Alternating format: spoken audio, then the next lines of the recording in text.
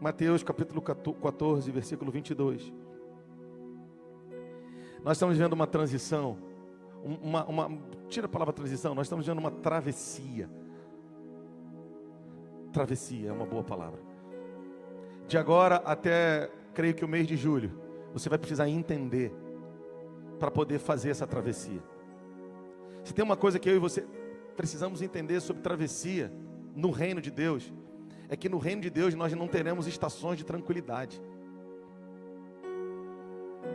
E não me olha assim. Quando você estiver orando para Deus te dar tranquilidade, você vai lembrar do que eu estou te falando e vai parar de pedir a Deus tranquilidade. Porque no reino de Deus não tem tranquilidade, tem paz. O que a gente chama de, eu preciso de um pouco de paz, é tranquilidade. A gente não precisa e nem vai alcançar essa tranquilidade, porque nós vivemos num mundo que jaz do maligno. Agora, qual que é a diferença de tranquilidade para paz? Tranquilidade é um estado da alma. Paz é um lugar no espírito. Eu vou repetir. Tranquilidade é um estado da alma. Paz é um lugar no espírito. O que é superior, pastor? A paz. Por quê? A Bíblia diz que em breve o Deus de paz vai esmagar a Satanás debaixo de seus pés. O Senhor da guerra é o príncipe da paz. O que você quer dizer com isso, pastor? O Senhor da guerra não é teoricamente quem pensa que é o melhor na guerra. Eu sei guerrear. Não.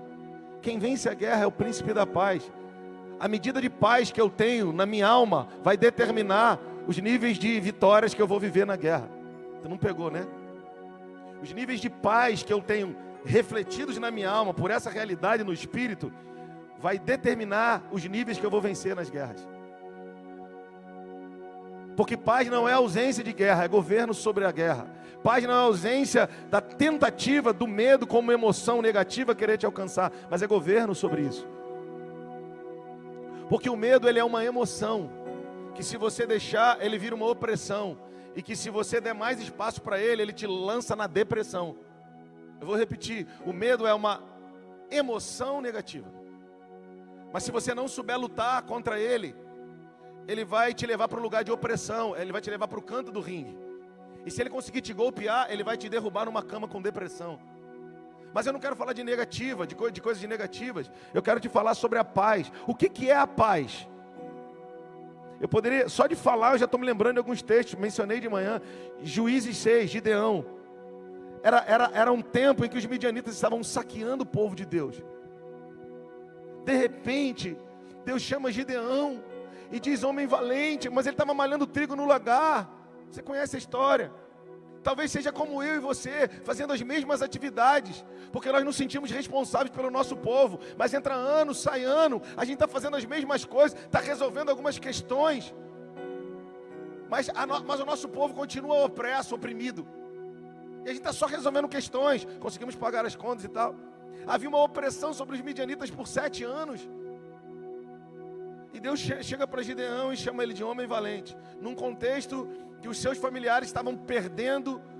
No tempo da colheita, vinham os midianitas e demais povos, e alguns dos demais povos do Oriente, e saqueavam a colheita.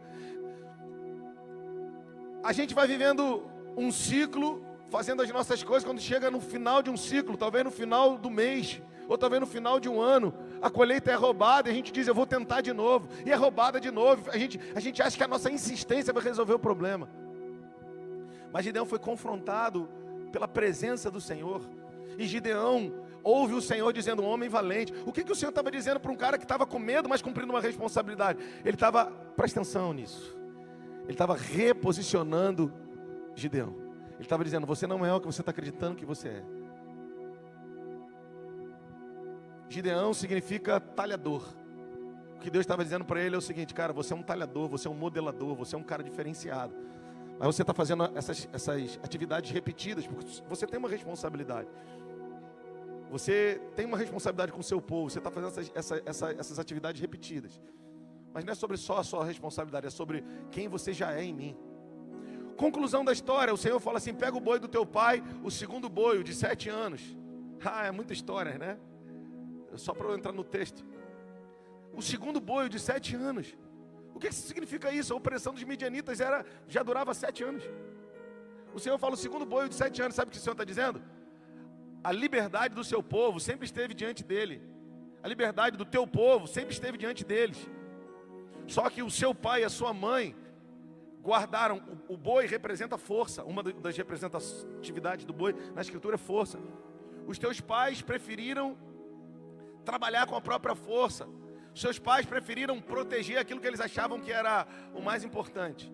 Mas quanto a você, Gideão, vai lá e pega o ponto de apoio deles e sacrifica para mim. Mas o meu pai trabalhou muito, então agora você vai sacrificar isso para mim. Como é que sacrifica o trabalho para o Senhor? Trabalha para ele, para você ver. Cambia tu mente. Mas aonde eu queria chegar? Que Gideão fala, se és tu mesmo, fica aqui que eu vou preparar uma oferta. Eu vou preparar uma oferta do que falta, tá? Elias no Monte Carmelo fez isso, Gideão fez isso. Oferta, irmão, não é aquilo que me sobra. Oferta não é aquilo que, quando você for ofertar para alguém que está em necessidade, a camisa ruim você joga no lixo. Dá coisa boa, tá? Lixo é no lixo. Se você não usa, não descarta na vida do outro. Joga no lixo, irmão. Quando trouxer no altar, não traz esmola. Esmola você bota no seu carro e dá para quem precisa. No altar você honra o Senhor com seus dízimos e ofertas. Isso é fruto de maturidade. Na maturidade de Gideão, no meio daquilo ali, o que ele fala? Se és tu mesmo, fica aqui porque eu vou trazer a minha oferta. Ele não diz, me dá isso ou aquilo. Você quer ver quando o Senhor está tratando com meninos? Ou você quer ver quando a gente está tratando com meninos? Ou você quer ver quando alguém está tratando com a gente e a gente é menino? Quando eu digo, eu quero, eu posso, é meu, e me dá isso, e se você fizer isso por mim. Mas quando está tratando com homem e mulher maduro, eu dou, eu pago a conta, eu sofro o dano, não tem problema, eu estou aqui para isso. Dá um aleluia aí, irmão. Aí Gideão diz, se és tu mesmo, fica aqui, que eu vou te trazer a minha oferta. Ele não diz, me dá alguma coisa. E quando ele traz a oferta, qual é o nome do altar onde ele coloca a oferta? Quem lembra? Falei de manhã, irmão. O Senhor é paz. No meio da guerra, no meio da pseudo-falta, ele diz, agora eu entendi que o que governa o meu coração é a tua paz. Em meio à guerra eu tenho paz. Paz é governo sobre o medo. Jeová Shalom é a tua paz. Tá, pastor, mas fala só mais um pouquinho. Claro que eu falo, a Bíblia diz que a paz dele excede o nosso entendimento. Sabe quando a gente está passando por vale, mas diz, cara, eu não sei explicar. É claro, porque você chegou no lugar de paz, não tem como explicar. A Bíblia já diz, é a paz que excede o que eu posso entender. A guerra está pesada, mas eu estou dormindo bem, sabe? Tem até que botar despertador, senão eu vou embora. Essa é a paz que excede o entendimento. Aleluia, glória a Deus. Então é tempo de transição, meu irmão. Então a gente vai ler outro texto. Já falei, Mateus 14, 22. Então no reino de Deus não tem zona de conforto. Só que zona de conforto é uma forma bonita da gente chamar zona de preguiça, zona de orgulho, zona de medo, zona de preguiça, de procrastinação. Zona de conforto. Não, é medo, irmão. É orgulho, é arrogância. Eu estou parado porque eu sou orgulhoso. Eu estou parado porque eu sou arrogante. Eu estou parado porque eu sou tonto. Zona de conforto, que bonito. No reino de Deus não tem zona de conforto, nem para tonto, nem para nada. Quando você acha que o jogo vai para lá, Deus vira o jogo para cá. Quando você acha, tu entendeu? Quando tu acha que o jogo vai para lá, Deus vira para lá. Você fala, Jesus, o que é que eu tenho que fazer? Irmão, aperta o cinto e diz, oh! E vai embora!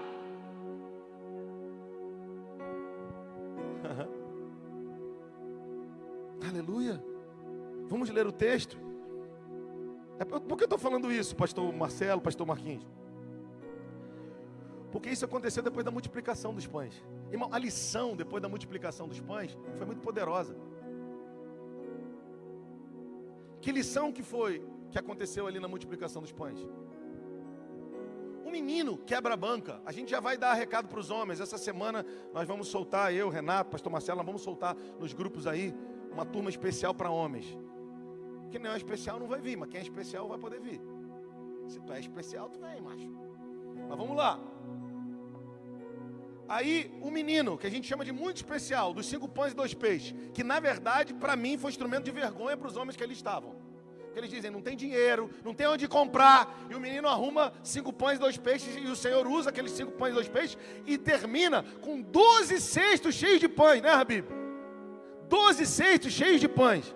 O que Jesus estava ensinando? Toma o discipulado, seus cabeças. Porque vocês disseram que não podia, o menino quebrou a banca. Agora cada um vai levar um saco de pão para casa. Agora vai comer pão até o mês que vem. Pudim de pão, pão com mortanguela, pão com queijo, pão na chapa. Vai comer pão, vocês disseram que não tinha. Irmão, na prática, eu não merecia, mas Deus me abençoou. Pastor, Deus abriu uma porta para mim. A gente acha que vai ficar um mês na tranquilidade. Irmão, Deus não te abençoou para você entrar na tranquilidade. Ele te abençoou para que você seja instrumento para que outros sejam abençoados. Que amém, que aleluia, irmão. Tu está prosperando, não é para você ficar na tranquilidade, é para você viver em paz, abençoando uma geração. Você tem muita coisa, irmão. Para de querer tranquilidade. O ministério é tão pesado. O engenheiro também pode pensar assim. O cara que é da segurança pública pensa assim. Pode pensar assim. O gestor de uma grande empresa também pensa assim. A dona de casa também pensa assim. Não é sobre as atividades que eu exerço ou que eu desenvolvo hoje. É sobre a minha cabeça, é sobre a gestão do meu tempo, gestão das minhas prioridades. E se ele fez o que fez, eu não vou aceitar a zona de tranquilidade, ou zona de conforto, ou zona de medo. Está comigo? Agora vamos para o texto. Olha o que diz aí, versículo 20 do capítulo 14. Todos comeram e se fartaram. Dos 2 pedaços que sobraram, recolheram ainda 12 cestos cheios. E os que comeram foram quase cerca de 5.000 homens, além de mulheres e crianças. Pronto, agora vamos todo mundo dar uma descansada, né? Descansar? Olha aí, Jesus. Não estou falando que você tem que se matar de trabalhar. Estou falando que, irmão, quem é vocacionado, descansa no cumprimento da vocação. Isso é igual funcionário e patrão. O funcionário descansa no feriado. O patrão pode descansar num dia comum, se ele quiser. Irmão, cambia tu mente. Cambia tu mente. Nós viemos de uma cultura de pobreza, de escassez. E nesses dias o Senhor quer que a gente atravesse para o outro lado. Ele quer que a gente transicione para o outro lado. Não é sobre ganhar dinheiro, é sobre mudar a mente. Mudar a mente não faz só a gente ganhar dinheiro. Não é dinheiro aqui, eu não estou falando disso. Mudar a mente atrai recursos que já estão disponíveis para nós. Sejam eles quais forem. Ou quais forem. Quem está aí comigo ainda? Então vamos lá, na zona de tranquilidade, medo de procrastinação, de qualquer coisa, você não vai atravessar, você não vai chegar do outro lado. Mas olha como é que começa, agora coloca aí pra gente. Versículo 22. Olha que coisa bonita. Depois disso, os caras talvez pensaram, vou para casa comer pão, pudim de pão para todo mundo. Olha o que diz o texto. E logo ordenou Jesus que os seus discípulos entrassem no barco e fossem adiante dele para outro lado, para outra banda, enquanto despedia a... Uou, presta atenção. Só tira quando o tio falar, pode deixar. E logo ordenou Jesus que os seus discípulos entrassem no barco e fossem adiante. Eu creio que essa é uma ordem expressa do Senhor para mim e para você. O que fica desse lado, deixa que eu cuido. Vamos embora, entra no meu barco e atravessa. Você não pegou, né? Se eu pudesse usar os 700 textos que comumente eu uso, 700 reduz para 3, né? Jeremias 1, Êxodo 3. Vamos pensar em Êxodo 3. A sarça. Deus fez um milagre. Tá, fez. A sarça era uma árvore rasteira no deserto que queimava e não se consumia. Por que isso aconteceu, pastor? Não foi para Moisés ficar, sarça, adorada sarça.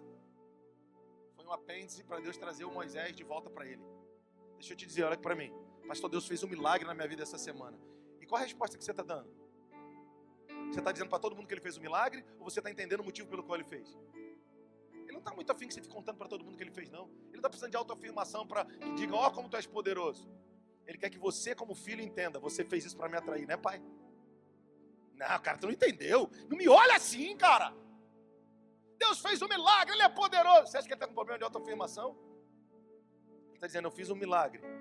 Porque essa é a forma de eu te atrair de volta para mim. Quem está entendendo isso?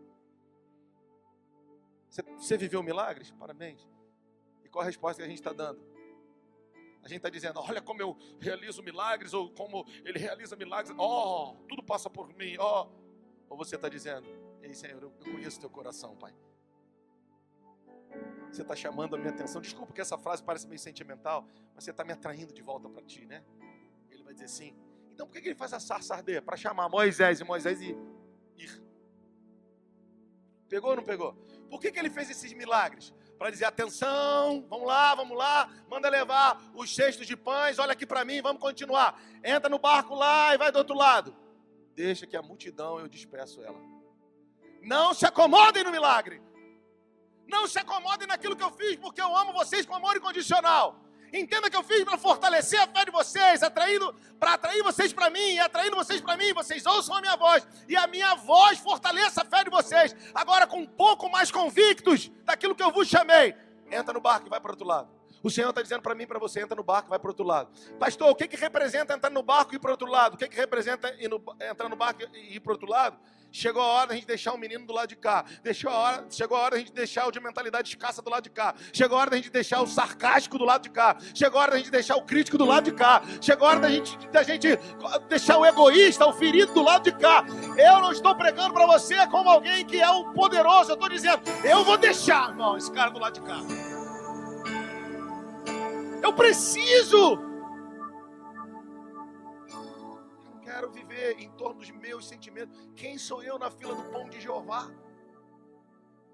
Lembra que eu já te disse que destino profético é quando ele me insere na história dele. Ele que tem uma história. Ele habita no Aion, tempo sem fim. No Cronos nasce eu. Pronto, eu sou o epicentro da história de Deus. Eu sou só um filho que ele ama muito e que eu preciso honrá-lo.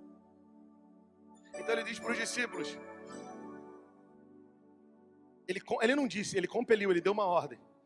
Entra no barco, vai para o outro lado, deixa que eu despeço a multidão. Eu tenho tanta coisa para falar sobre isso, eu já tenho que terminar já. Quem é a multidão, pastor? Eu ia citar o texto de Êxodo 32, rapidão. Quem é a multidão?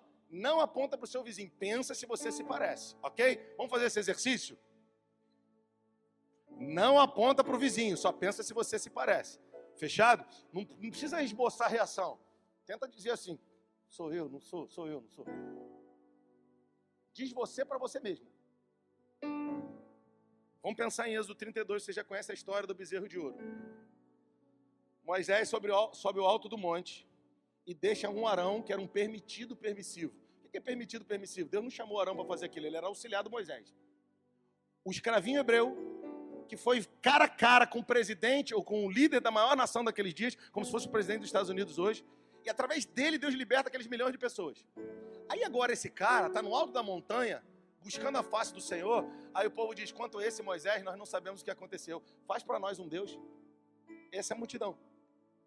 E quando está lá, os pastores líderes se matando, está o Arão no meio da arraial arrumando problema, ou aceitando os que querem arrumar problema.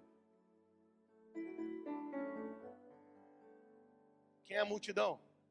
A multidão é aquele que ainda não entendeu o coração de Deus. Faz para nós um Deus. E Arão tinha um. O Deus dele era o Deus Apis, era um bezerro de ouro. A história é longa. Quem é a multidão? É o que está na dopamina. Multidão. É o que quer milagre, é o que quer pão, mas não quer se comprometer. Essa é a multidão. A multidão é o que chega atrasado no culto, é domingueiro. A multidão é que diz, eu vou ficar aqui, pastor, porque eu já me magoei muito na igreja. Multidão, não se converteu ainda. Essa é a multidão. A multidão não está comprometido com as sacolejadas do barco de Jesus. Quem foi que disse, pastor? Então eu não pulo do barco? Ou eu não me omito para entrar no barco? Eu entro se ele mandou. O que eu ia falar hoje é sobre trabalho, que eu falei de manhã. A palavra trabalho vem do latim tripalium. Chicote de 3 pontas. Deixa eu abrir um parênteses aqui para falar de trabalho. Só que o trabalho existe antes do homem. Gênesis 2:15 que eu ia ler. Deus criou o homem, criou o trabalho, depois criou o homem. E deu o trabalho para o homem. Qual que é o trabalho do homem? Cultivar e guardar. Eu não vou falar sobre isso. Falei de manhã 1h e pouca, quase 2. Misericórdia.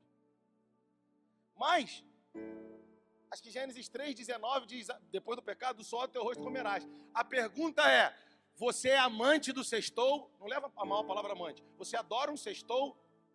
Ai, sextou. Porque trabalha um chicote na tua vida. Mas o trabalho é bênção. Então nunca mais diga, do suor do meu rosto eu vou comer. Isso é maldição. Estou trabalhando muito. Eu nunca falei sobre isso aqui. Quer que eu fale ou não quer, irmão? Sabe o que a Bíblia diz? Não vai ficar triste comigo não, irmão. Eu quero te ajudar. Quer não? Fica não. A Bíblia diz assim, ó, que ao pecador Deus dá. Deus dá, irmão. Tu não leu não isso? Trabalho. Ai, pastor, não aguento ouvir isso. Eu também não. Não aguentava. É pior, o versículo piora, tá? Ele dá trabalho para que esse homem ajunte, amontoe, entregue na mão de quem? De quem, irmão? Jesus. Jesus! Na mão de quem, irmão? Do que teme ao Senhor, do que agrada ao Senhor. Uns vão trabalhar e outros vão administrar o dinheiro desses. O inteligente vai trabalhar pra caramba e o sábio vai administrar o dinheiro dele e do outro.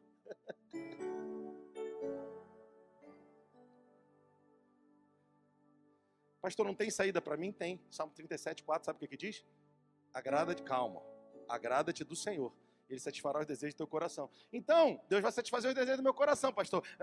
Não, agrada-te do Senhor. Tá, explica, pastor. Claro que eu explico. Se você se agrada do Senhor, a prioridade é a vontade dele, não é a sua. Então, na hora de executar a vontade, você vai colocar a tua em segundo lugar e a dele é prioridade. E aí, quando o desejo do coração teu for satisfeito, o desejo do teu coração for satisfeito, ele está satisfazendo o desejo do coração dele, porque o teu e dele estão alinhados. Você alinhou o teu com o dele. Então, o homem, a Bíblia diz que o pecador vai trabalhar e vai dar na mão do homem que submete ao Senhor, e que se agrada do Senhor, e que investe a vida, recursos, tudo, para que o coração do Pai seja abençoado, se é que eu posso usar essa expressão. Tem alguém em casa aí, irmão? Então vamos lá. Pastor, estou trabalhando muito. Cuidado, porque pode ser bastante pecado.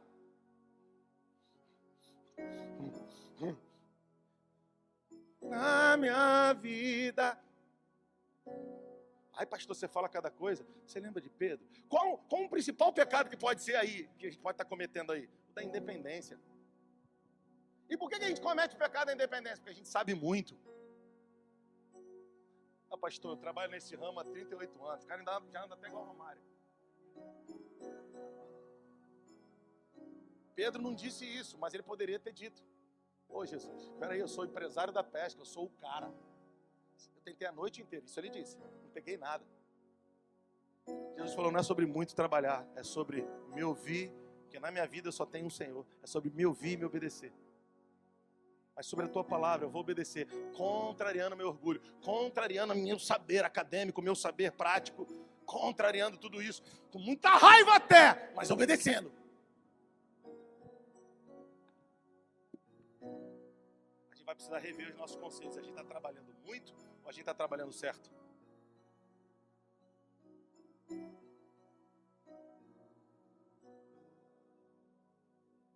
Timbre bonito esse, hein?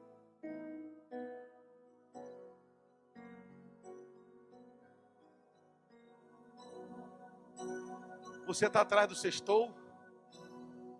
Você está atrás do sextou? Você está orando para que Deus te dê alguma coisa?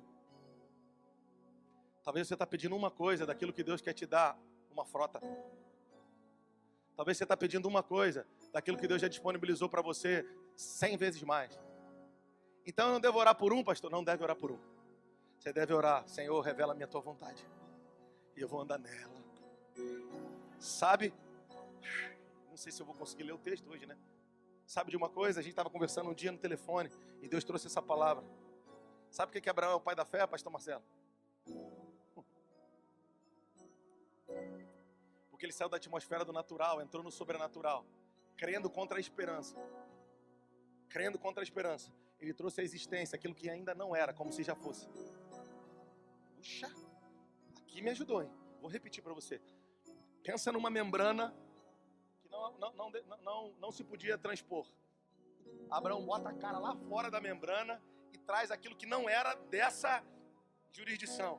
E traz aquilo que ainda não era. Ele acreditou, como se já fosse. Ele teve fé, se moveu pela palavra e trouxe. Sabe o que ele se tornou? Só o que esse cara se tornou? Pai da fé. O que é pai? É o que gera. Todos os nascidos da fé, ou todos os nascidos de novo, cristãos no mundo, são filhos de Abraão pela fé. Ai, ai, ai. Abraão rasgou a atmosfera do natural. Cara, esse cara mergulhou no sobrenatural. E trouxe uma realidade do mundo sobrenatural para o natural. Sabe por quê? E sabe para que ele está ensinando para mim e para você? O natural tem que ser sobrenatural para mim e para você. E o sobrenatural tem que ser natural para mim e para você. Cara, obrigado, pastor Marquinhos. Você precisa entender. Cambia tu mente. Título da mensagem, cambia tu mente. Não, tô brincando. Quem está aí? Passa para o outro lado, atravessa. Deixa a multidão continuar atrás do salário. Deixa a multidão continuar atrás do pão. Deixa a multidão continuar atrás da autossatisfação. Deixa a multidão continuar andando em círculo, criticando, com sarcasmo, com besterol. Você não é esse, cara. Você é meu discípulo, amado. Você é o filho do meu coração, eu tenho prazer em você. Os céus são meus, são os céus do Senhor, mas a terra eu dei a você. Chega a hora de você romper com o limite que martelaram na tua mente, que você viveria preso nesse limite. Tá difícil, meu. Assim, não é que tá difícil para Deus, é que tua cabeça dura, moleque. Eu quero romper com essa ideia de que você é o Jacozinho ainda, o filhinho da mamãe, o habitante de tendas. Você é meu Israel, cara. Você não é mais o que disseram para você. Atravessa, cambia a tua mente. Atravessa. Vamos ler um pouco mais? E despedir das multidões. É aquela velha história, né? Porque ele não despediu a multidão, foi logo, Daiane. Deixa eu te falar uma coisa. São momentos que nós vamos viver. Você gosta de uma multidão? Pega a Suzy. Pega a Amanda. Você gosta de uma multidão? Se você gosta de uma multidão, Deus vai te dar o contrário. Ele vai te dar uma solitude. Para quê? Para dizer para você que você vai ter que se desapegar da multidão. Mas eu vou andar solitário como alguém enfermo na alma? Não, você vai aprender a estar a sós com ele na solitude. Solitude é o lugar a sós de quem é bem resolvido. A solidão é o lugar a sós de quem está enfermo na alma.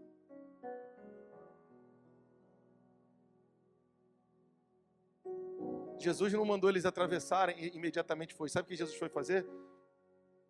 Ele despediu as multidões. Ele vai despedir as multidões. Por favor, não dá glória a Deus agora, não pensa em ninguém. Mas Ele é que está fazendo essas rupturas nas relações na tua vida. Num primeiro momento você vai pensar que você é o pior dos amigos. Você vai pensar que é o pior dos pastores. Você vai pensar que é o pior dos sócios. Isso não quer dizer que você não tenha errado. Isso não quer dizer que você não seja suscetível a erros. E quem não é, e quem não comete erros. O ponto é que tudo isso faz parte do processo de Deus para a tua vida, porque Ele quer te arrancar de um lugar onde as pessoas só falam de autossatisfação, onde as pessoas só julgam, só são sarcásticas, tudo é deboche da vida alheia. Ele conhece teu coração, Ele sabe que você não é disso. Se você andou nisso, foi por conta da aldeia que você viveu o tempo todo, você foi criado, mas você não quer mais isso. Você não quer descartar os seus, mas você também não quer as manias da aldeia. Lembra do céu que a gente muito fala? Volta para casa, mas não entra na aldeia. Como ele podia voltar para casa e não entrar na aldeia? Se a casa era dentro da aldeia. Ele está dizendo para mim e para você, volta para casa, mas não volta para a mania dos teus. Ame os teus na medida que você puder, mas por favor, não compactua com eles, com aquilo que eu já arranquei da tua vida. Jesus mandou eles entrarem no barco, Léo, e mandou eles irem para o outro lado. E subiu para estar a sós com o Pai. Terça-feira, dia de live, às 18 horas, chamado. O que Jesus foi fazer? Chamado. Nós fomos chamados para estar com Ele, Ele está nos chamando nesses dias.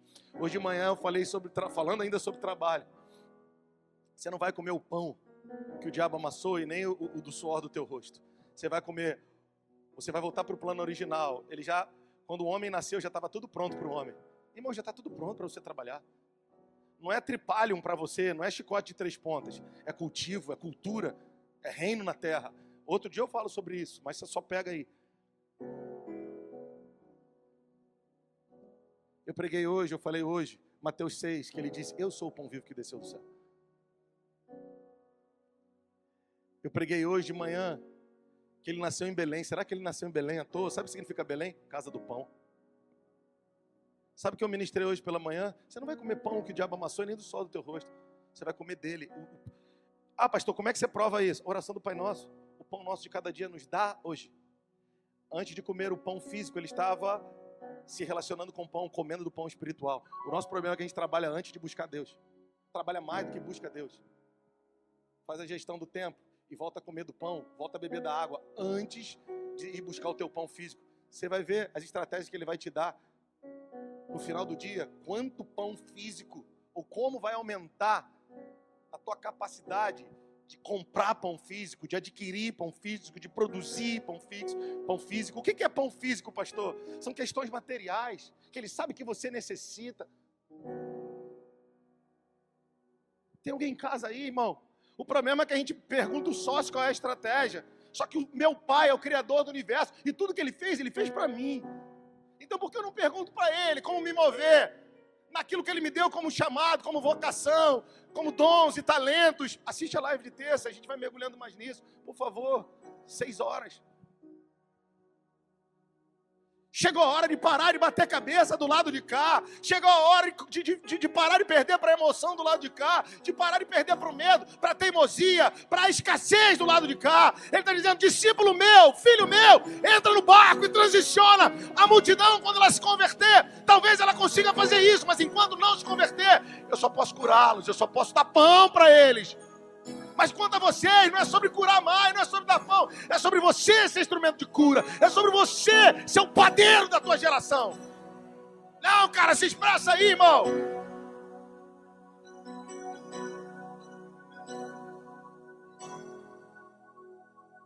Vamos ser igreja. Igreja não é um amontoado de incapazes. A igreja é a Assembleia dos Santos. A igreja é o povo de propriedade exclusiva de Deus, a fim de comunicar as virtudes. Declara assim comigo nessa noite. Eu sou. Não, dá para dizer um pouquinho mais forte. Diga, eu sou um comunicador de virtudes. Tu és um comunicador de virtudes. Povo de propriedade exclusiva, a fim de comunicar as virtudes daquele que nos arrancou das trevas e nos trouxe para a sua maravilhosa luz. Tu não és um comunicador de perdas. Tu não és um comunicador de mágoas. Tu não és um comunicador de falências. Tu não és um comunicador de derrotas. Pastor, mas eu tenho vivido isso, você tem vivido, mas você não é isso, cara. Ah, cara, que amém. Eu não vi ninguém dizer amém agora. Se você está passando por isso, é porque Deus está te forjando. Eu não vou nem vou mencionar os textos que eu falei de manhã, vamos continuar aqui. É porque Ele está te ensinando que nem só de pão você vai viver, mas de tudo que Ele diz. O pão que você precisa é ouvir a voz de novo. Aleluia. Ele vai te dizer como fazer o que precisa ser feito nesses dias. Aleluia, tem aleluia aí. Aleluia. Despediu as multidões, subiu ao monte a fim de orar sozinho. E caindo a tarde estava ele lá. Gente, eu não vou conseguir ministrar nem a quinta parte do que eu podia hoje. Sabe que ele está nos chamando o Messias? Esse aqui, quem lembra quem é esse aqui que subiu para orar e passou esse tempo todo em oração? Quando caiu a tarde, ele estava lá só em oração. Quem é esse aqui mesmo? Quem é? Qual foi a última vez que eu passei algumas horas sozinho, eu e Deus, dizendo, Pai, cura meu coração, faz de mim tua vontade. O Pai é a comida do Filho. O Pai está dizendo, eu sou tua comida, eu sou tua bebida, eu sou teu pão, eu sou tua água. Só que você está comendo de outro, bebendo de outro. Aleluia. Agora vamos continuar, olha que coisa linda. Entretanto, o barco já estava longe, os discípulos obedeceram. Deixa eu te dizer, por favor, à medida que você entender de Deus, vai dando glória a Deus. Você vai, vamos lá. Entretanto, o barco já estava longe. Deixa eu te dizer, com uma figura de linguagem, o teu barco vai longe, fica tranquilo. Ele vai levar esse barco longe. Ele vai levar esse barco longe. E Ele não vai deixar você ir sozinho, não. Agora, por favor, você acha mesmo que esse barco vai longe e com Ele mas vai ser o mar da calmaria. Te enganaram, santo. Me enganaram, santo. Vai rolar turbulência. Turbulência não, né? Como é no mar é o quê? É isso aí, vai rolar. Vai sacudir o barco. Vai vir onda violenta. Mas qual é a certeza? Que foi Ele que mandou você entrar e que Ele que quer conduzir longe. Quanto mais longe, quanto mais alto, mais risco, mais pedrada. Mas Ele não vai te deixar sozinho, Ele que te mandou entrar. E Ele foi lá ouvir do Pai o que falar com você. Aqui com os discípulos, no caso. Ele sabe o que vai compartilhar com você. Porque o Pai trabalha. Jesus disse, meu Pai trabalha, eu trabalho até agora. Jesus conhece o coração do Pai. Jesus, a Bíblia diz que o amor de Deus foi derramado no nosso coração pelo Espírito. O Espírito hoje é Emanuel, é Deus conosco. Ele vai nos direcionar em todas as coisas. Nosso barco vai longe, mas vai vir ventania, vai vir um mar, vai bater com um ímpeto. Quem está comigo aí? O barco já estava longe, muitos estádios. Agora, açoitado pelas ondas, porque o vento era contrário. Vai vir vento contrário, irmão. Vento contrário, não adianta você fazer força. Você tem que esperar ele passar. Ou então se reposicionar para ele te levar para onde você precisa. Olha aqui para mim, irmão. É aquilo que a gente fala sobre tempo e modo. Não adianta no verão pedir para ele mudar o tempo, para você botar a roupa do inverno ou vice-versa. No verão, aguenta firme, com bastante roupa. No inverno. No verão, aguenta firme, com bem menos roupa. Ele não vai passar o calor para me agradar e nem o frio. Mas Ele vai me ensinar a viver nesse lugar. Porque eu tenho uma palavra, eu tenho que atravessar, eu tenho que transicionar, eu não posso ficar. E Ele sabe muito bem do que eu preciso. Eu preciso que não deem mais tapa nas minhas costas.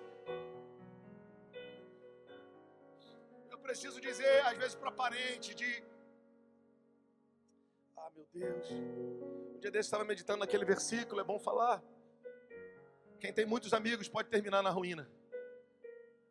Mais amigos mais chegados que irmãos. E tem um versículo que fala que na angústia que nasce o irmão. Eu não lembro muito bem, mas é isso, né? O que você quer dizer, pastor? Deixa eu te dizer. Se você tem o hábito de dizer, eu tenho um amigo que vai me ajudar nisso. Eu tenho outro amigo que eu fiz aquilo com ele. Eu tenho outro que vai resolver a parada para mim. Eu tenho outro que vai...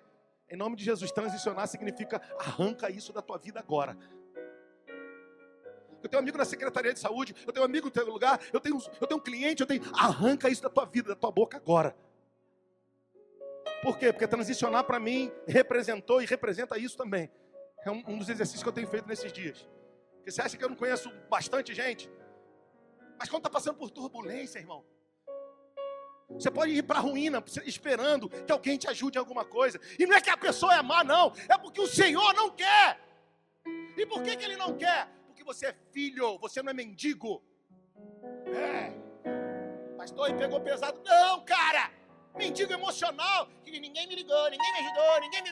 Ele quer que transicione. Não ligou, porque tu não és mais um necessitado, tu és um provedor. Jó.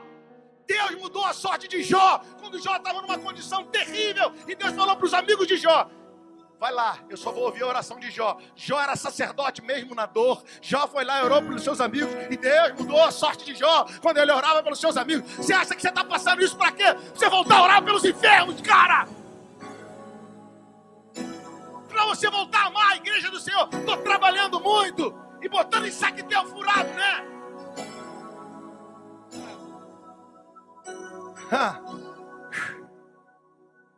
Entretanto, o barco já estava longe, muitos estádios, açoitado pelas ondas, porque o vento era contrário. Aí eu piro, eu vou ter que terminar. Na quarta vigília da noite, quantos sabem que horário é esse? Sabe, Jéssica, que horário é esse? Segura aí, gente. Segura aí. Vocês sabem que horário é esse? Sabe ao que eu comparo isso aí? Jesus no deserto. Irmão, é muito forte. O povo de Israel fica 40 anos no deserto porque não entendeu ou porque desobedeceu. Jesus no deserto diz, eu não vou ficar 40 anos porque eu já sei o que aconteceu com o povo de Israel que ficou 40 anos porque desobedeceu. Nem só de pão vai viver o homem, mas toda palavra que procede da boca de Deus. Jesus dá um nó em Satanás no deserto. e só cumpre os 40 dias mesmo. Tá, pastor, o que tem a ver uma coisa com a outra? O que tem a ver uma coisa com a outra? Porque a Bíblia não diz que Satanás se aproximou no 2º dia de tarde, nem no 8º de manhã, nem no 9º ao meio-dia. Sabe o que diz o texto? Vai ler lá, Mateus 4:4 e Lucas 4:4. Sabe o que diz o texto? No 40º dia, Jesus teve fome e o tentador se aproximou. Sabe aquela coisa, eu não sei, lei de quem, que alguém fala? Tá ruim que não pode piorar? Não tem um negócio desse? Na mentalidade de escassez a gente pensa assim: nada pode estar tão ruim que não pode piorar. Mas no reino, você está no deserto, filho. E no deserto ele vai arrancar tudo mesmo. Por quê? Porque nem só de pão você vai viver. Só uma palhinha de uma palavra que a gente pregou aqui um tempo, é Deuteronômio, eu citei hoje 8, né? 8.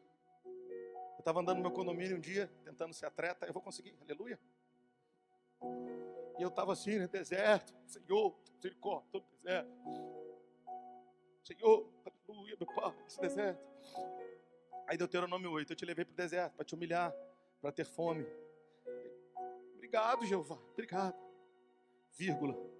Mas para te alimentar com um pão que nem você e nem os vossos pais conheciam. Eu falei, não, o senhor está, agora está errado esse texto aqui.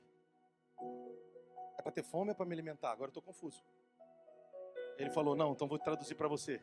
Para trocar o cardápio. Você acha que o que te alimenta é o pão que você conhece, que os teus pais conhecem. Mas eu te trouxe para o deserto, para te dar um pão que nem você nem os vossos pais conheciam. Você sabe o que significa maná? O que é isso? Tua mãe está dizendo assim, vai ser assim, meu filho. E você está acreditando que vai ser assim. Não, não vai ser assim. É bom, acredita. Sua mãe é crente, acredita. Mas não vai ser assim. Vai ser parecido com isso. Ou às vezes bem diferente. Ele vai trocar o cardápio. E quando você pensar que é hora de comer, é hora de doar. Ele vai trocar o cardápio. E na hora que você pensa que é hora de desesperar, você sabe que é ele trabalhando. Aleluia, Léo. Ele vai mudar a tua ótica com relação a você mesmo, com relação a ele, com relação à vida. Ou com relação à vida e a você mesmo, a partir da lente dele. Te levei para o deserto, para te humilhar, é para você ter fome, vírgula. Mas para trocar o teu cardápio, para que você seja sustentado de uma forma que nem você nem vossos pais conhecem. Sabe o que o Senhor está dizendo? Transiciona. Tua mãe é crente, tua vovó é crente, já te botaram no caminho, já te botaram no barquinho, agora passa para o outro lado. Se no meio do mar tiver turbulência, fica tranquilo. Ele não vai te deixar sozinho, ele te mandou atravessar. Pastor, mas eu tô seco, eu sinto em te dizer, esse é o melhor momento para ele chegar. Tá, pastor, associa o que tu estava falando logo ao que tu entrou falando. No 40º dia, Pedro. Não foi no 8º, nem no 2º, nem no 1º. Pastor, eu estou vivendo um momento assim. Tu pegou então minha vida. Eu não, é a palavra. Pastor, esgotou as minhas possibilidades. Pastor, eu tô mal. Tá não, irmão. Tá no melhor momento agora. Tá, pastor, o que tem a ver? Foi na 4ª vigília da noite. Você sabe quando é a primeira vigília da noite? De 6 às 9. Por que ele não chegou logo ali? Sabe qual é a segunda vigília da noite? De 9 à meia-noite, né? Por que ele não chegou aí? Horário nobre, na hora do jogo. Você já está empolgado lá com o teu time lá? Não chegou aí. 6 às 9, 9 à meia-noite, não chegou. 9 às 3, já estou com sono, estou tentando te esperar. A onda está agitada. Ele veio na 4ª. Só faltava a Bíblia dizer que ele veio no final da 4ª. Sabe que horas seria isso? Às 6 da manhã. Aí eu me lembro quando tudo diz que não, tua voz me encoraja a prosseguir. Pronto, eu podia terminar aqui. Isso faz parte da travessia, Alexandre. Faz parte da travessia o barco balançar. Faz parte da travessia parecer que vai morrer. Ai, pastor, você fala umas coisas. Não, irmão. Ele mandou os discípulos atravessarem. Bendito, amado da minha alma. Por que você não foi na primeira vigília da noite? Está aqui no texto. Na 4ª vigília da noite. Ele quer te esticar, mano. Ele quer que tire os teus jargões. Ele quer tirar os teus jargões. Eu sou apóstolo das galáxias. Da onde? Isso aí é igual quando um pai fala para o filho assim: tá com vergonha de mim, eu troquei tuas fraldas. Fica pequenininho, né? Do lado de fora tem o reverendo. É Deus dizendo: reverendo, da onde que você é? Não, cara, você é meu filho, você está doido. Você tá doido? Agora você vai querer pagar de teólogo para mim? Baixa tua bola, cara. Baixa tua bola, inclusive, com teus irmãos. Fica quieto. Deixa eu trabalhar na tua vida esse orgulho. Uhum. Transiciona. Eu preciso transicionar. Se você precisa, diga: eu preciso. Glória a Deus. Na quarta vigília da noite, foi Jesus ter com eles andando sobre o mar. Jesus não foi ter com eles num barquinho. Jesus foi logo causando. Deixa eu te dizer, agora a gente vai precisar terminar. Levanta a tua mão aí, ele vai vir causando, velho. É a sarça que queima e não se consome, é andando sobre as águas, é uma coisa sobrenatural que você vai fazer. Mas agora eu já fui treinado no deserto, agora eu já fui treinado nas pancadas do mar. Eu não vou aqui me exaltar. Eu estou pequeno agora. Você lembra de Moisés, quando encontrou com o Senhor, ele disse: eu nunca fui bom com as palavras e nem sou agora. Depois que você começou a falar comigo. Não, ele falava entre idiomas e dialetos, flertava, né? Se comunicava entre idiomas e dialetos, quase 40. Ele era instruído em toda a ciência dos egípcios. A maior nação dos dias dele. Ele era brabo. Sabe o que ele diz para o Senhor? Eu estou pequeno. Quem sou eu? Os times que eu joguei perto de você, os idiomas que eu falo perto de você, quanto eu tenho na conta bancária? Nem diante de você não, porque todos nós comungamos da mesma opinião, porque Deus é o Criador do universo. Diante da missão que tu tens para mim, eu sou muito pequeno. 1 milhão, 2 milhões, 3 milhões, o que é isso para as nações que eu preciso entrar? 19 faculdades, o que é isso para as nações que eu preciso entrar? 700 anos de crente, o que é isso? Eu me rendo. Aí ele vai dizer: ótimo. O que tu tens na mão, Moisés? Um pedaço de pau. Então agora eu posso usar o que tu tens na mão. Não dá para você me dar carteirada. Eu te zero, aí agora eu uso o que tu tens. Agora eu uso o que você estudou. Agora eu uso o que você acumulou pela minha graça. Mas vamos só continuar para terminar. E os discípulos, ao verem-no andando sobre as águas, ficaram aterrados e exclamaram: é um fantasma. E tomados de medo, gritaram.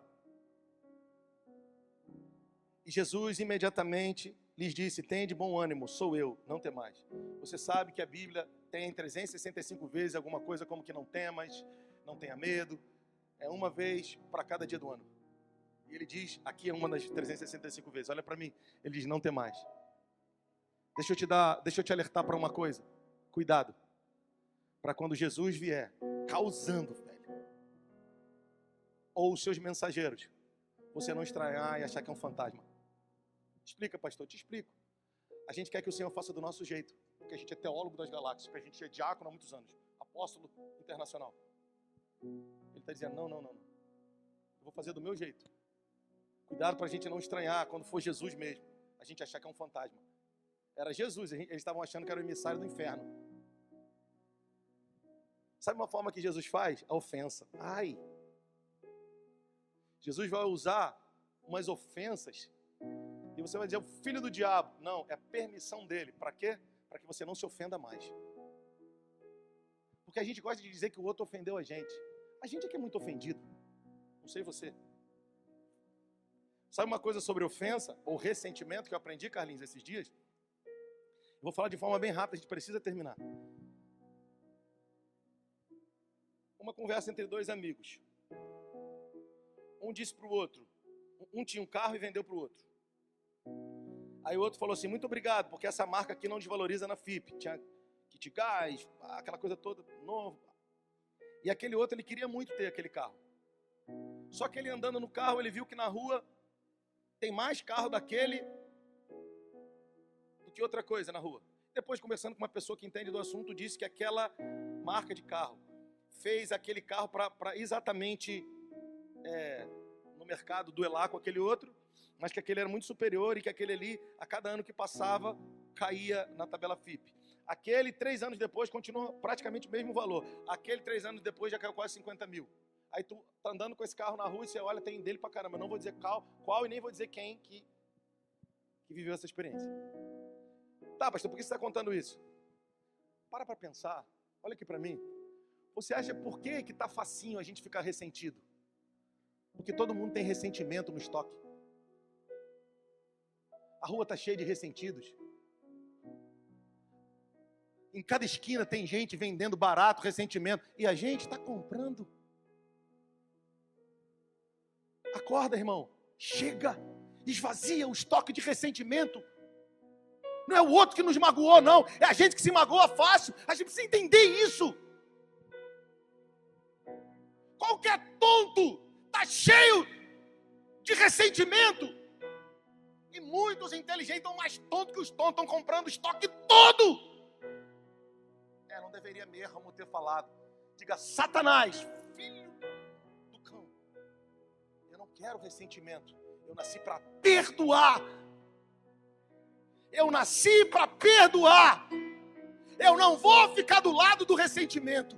Eu vou transicionar para o lado de quem perdoa. Tu dá oi, mas amanhã nós vamos ser provados nisso. Que a gente vai ter que conseguir. Não estou dizendo que se você... Vai ter que ser esse esforço para vencer.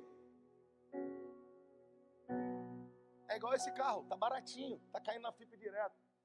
Tá todo mundo com a mochila cheia de ressentimento. Todo lugar, as pessoas estão cheias de ressentimento. Quer um ressentimentozinho aí, promoção? Paga 1, leva 19. Não pode falar mais nada com ninguém que... Fica desse lado. Mas Jesus está vindo como Ele prometeu, e Ele vai vir causando. Quando Ele escancarar, Priscila, Alain, tempo novo, a gente vai falar, eu sei quem é Ele. Dá um medo, dá um frio na barriga, eu não podia do lado de lá, não tinha condições. Desse lado, rapaz, que loucura. Mas Ele disse que não ia ser mais como era antes. Ele disse que ia ser maior do que foi ontem. Ele disse que era pela fé. Ele disse que era um tempo novo. Eu não posso, eu preciso ir, eu preciso acreditar. Aí o texto diz, Jesus imediatamente disse, tenha um bom ânimo. Não vou nem dizer o que é bom ânimo, senão eu fico mais meia hora. Sou eu, não tem mais. Respondeu-lhe Pedro, disse, se és tu, manda-me ter contigo por sobre as águas. E ele disse, vem. E Pedro, descendo do barco, andou sobre as águas e foi ter com Jesus. Reparando, porém, na força do vento, teve medo. E começando a submergir, gritou, salva-me, Senhor. E prontamente Jesus, estendendo a mão, tomou e lhe disse, homem de pequena fé, por que duvidaste? Subindo ambos para o barco, cessou o vento, e os que estavam no barco adoraram, dizendo, verdadeiramente, és o Filho de Deus. Estando já no outro lado, chegaram em terra em Genezaré e foram descansar. Não. Reconhecendo os homens daquela terra, mandaram avisar a toda a circunvizinhança e trouxeram-lhe todos os enfermos e lhe rogavam. A multidão, de novo, comprimindo. Era a aula que ele estava dando para eles voltarem a se relacionar com a multidão. Você não vai se relacionar mais com a multidão, achando, sem discernir que você não é mais um da multidão.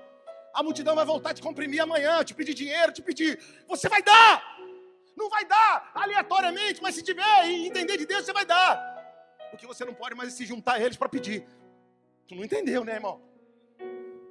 Você vai ter que entrar no barco e passar para o outro lado, porque você não é mais multidão.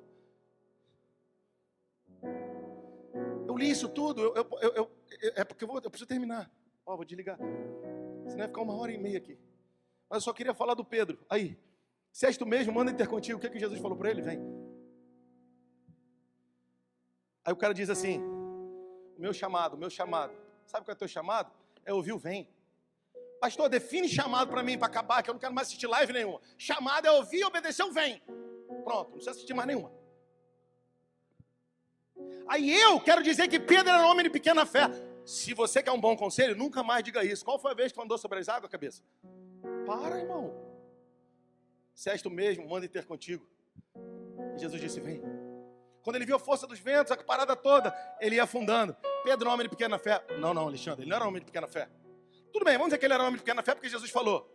Mas ele disse que eu tivesse a fé do tamanho do grão de mostarda.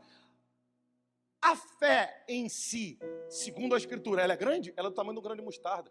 O que faz a fé se tornar uma fé operosa não é o tamanho que ela está na minha mão. É o que ela se torna depois que eu semeio. Você pode ter a fé do tamanho que for, ela sempre vai ser pequena. O segredo não está no que está na tua mão, o segredo está no que se torna depois que você semeia.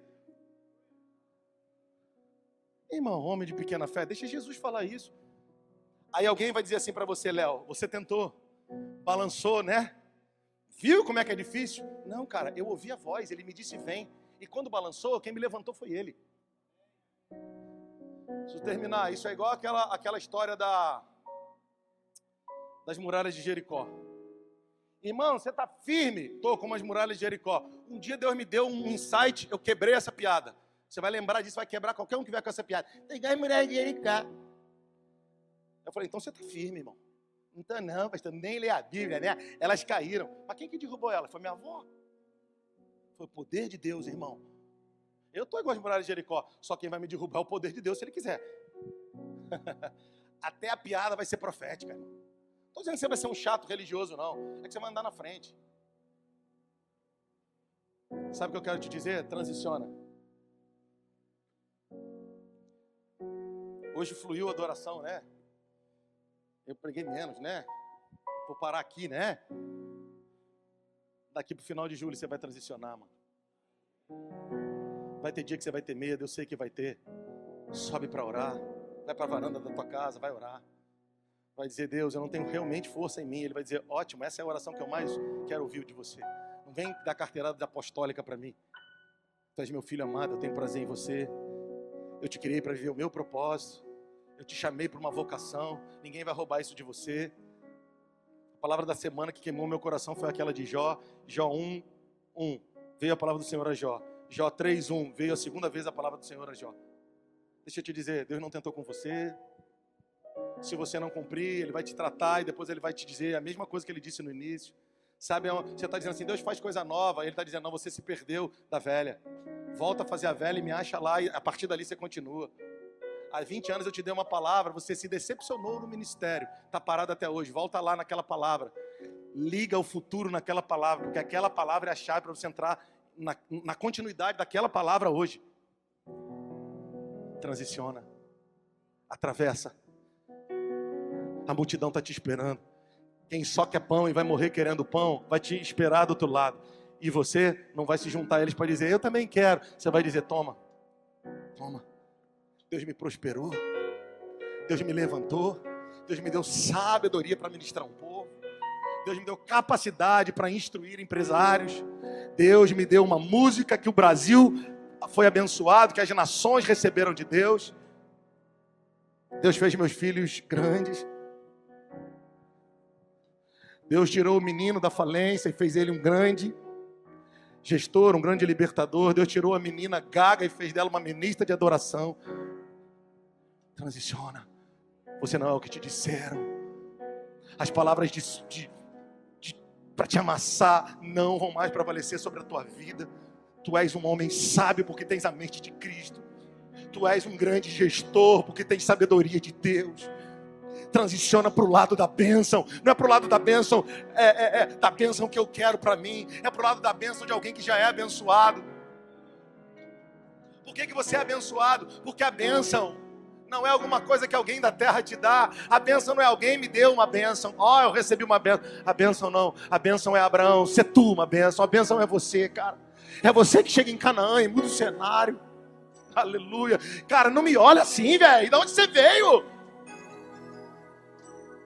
Ser tu uma bênção. Deus os abençoou quando disse, sejam fecundos. O que significa, o que representa a bênção de Deus, aquilo que Ele disse sobre você. Levanta a tua mão, sabe o que Ele disse? Gênesis 1:26 ou 28? 28. Sede fecundos ou frutifique. Levante a sua mão, não importa o que você está passando, importa que tem uma palavra de Deus sobre a tua vida, e a palavra de Deus sobre a tua vida é Deus os abençoou quando disse frutifique. Então o que Ele disse sobre mim? Frutifique. A bênção ela não é externa e condicional, não é alguma coisa que alguém traz para mim na terra. A bênção ela é interna, é essencial e é eterna. A bênção é quem eu sou, porque Ele me fez para ser. Se tu uma bênção de passar, transiciona, e quando a multidão chegar, você vai ser o que vai acalmar as guerras. Você vai ser o que vai reconciliar os amigos. Você vai ser o que vai dar a mão ao perdido. Você que vai mostrar o caminho ao navegante que vai passar pelo mar que você já passou. Você vai dizer, o barco balançou, o vento bateu com ímpeto, quase despedaçou, mas eu cheguei do outro lado. Deixa eu te ensinar a navegar no mar que Deus nos mandou navegar. Transiciona do lugar do medo. Transiciona do lugar da falência. Levanta nesses dias. Ei! Ministra aí, brother, ministra aí. Os meus olhos viram a salvação. Fique de pé, fique de pé. A luz para o mundo, esperança da terra. Esse Simeão, a canção de Simeão. Eu não sou. Quando ele viu Jesus, ele falou: agora eu posso morrer. Oh, cara. Eu não sou mais. Levanta a sua mão aí, deixa eu orar com você. Vamos adorar, eu quero orar, eu quero liberar. Só instrumental por enquanto, deixa eu liberar, mas pode continuar forte em cima. Deixa eu dizer, levanta a sua mão aí, você que é pastor, ministro de adoração, que está vindo para a nossa casa e disse: líder, eu vou ficar no banco aqui. Não vai não. Todo domingo você vai ser incomodado, sabe por quê, irmão? O que você carrega é muito precioso. Você não pode morrer devendo para o céu, irmão. Você vai morrer vazio. Sabe essa graça que Deus te deu para pastorear, para trazer a ovelha ferida e botar no colo, ou para fluir apostolicamente, para quê? Para modelar a mente de uma geração, para que sejam empreendedores e que avancem. Sabe, esse olhar, esse coração profético para trazer o céu em dias de crise. Você é diferente no meio dos teus. Pega, Léo, em nome de Jesus, cara. Deus está te chacoalhando, velho. Deus está fazendo assim, porque Ele te ama. Ele te escolheu para algo muito especial. Desde esse ser formado vem da sua mãe. Mas não podia ser do nosso jeito, do teu jeito, você entende? Aleluia. Sim, é como quiropraxista. Vai estalar, vai doer, mas é para botar no lugar. Aleluia. Quantos recebem essa palavra nessa noite? Deixa eu te dizer uma coisa que nós vamos te incomodar aqui. Nós não somos um lugar onde tem espectadores, porque na nossa adolescência nós aprendemos com o homem de Deus: no céu não há cadeiras, só o trono de Jesus. Os 24 anciãos, os 4 seres viventes vivem intensamente em adoração. Então levante as suas mãos se você as tem. Levante a sua voz se você as tem. Oh, aleluia! Vamos lá, assistente social. Vamos lá, empresário, advogado, pastor, dona de casa. Transiciona, transiciona, transiciona.